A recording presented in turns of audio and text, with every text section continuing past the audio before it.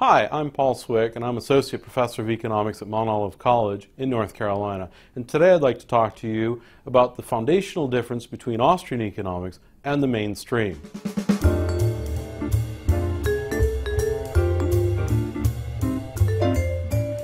The mainstream uses a different methodology than Austrian economics. The mainstream uses a thing called the scientific method, the thing that they use in natural sciences, physics and chemistry and such.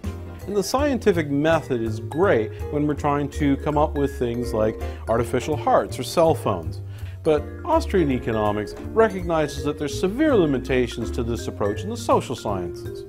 For example, suppose I think that the price of gasoline is going up because in China their demand has been increasing. Well, if I was using the scientific method, what that would require me to do is to hold everything else in the world constant and dial up the demand in China and dial it down. This is obviously impossible.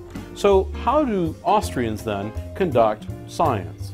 Well, what we do is we start with an axiom.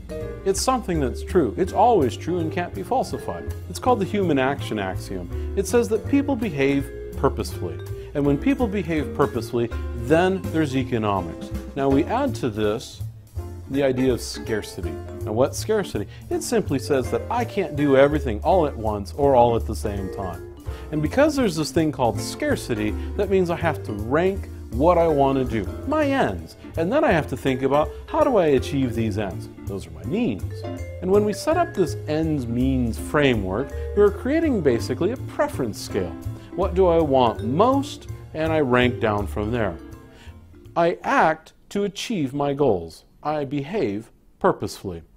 And as I work down this preference scale, I'm able to derive further economic laws, such as the law of diminishing marginal utility and the law of increasing opportunity costs. From each of these, I can derive the law of demand and the law of supply. When I put them together, I create a model of the market. The model of the market is not something that we can actually measure, but it's a tool that we use to better understand the world. It's a thought experiment. And then we take what we know of how the world works and we apply that to our observations of the world in order to get a better understanding of how the world fits together. And that's really the goal of all economics.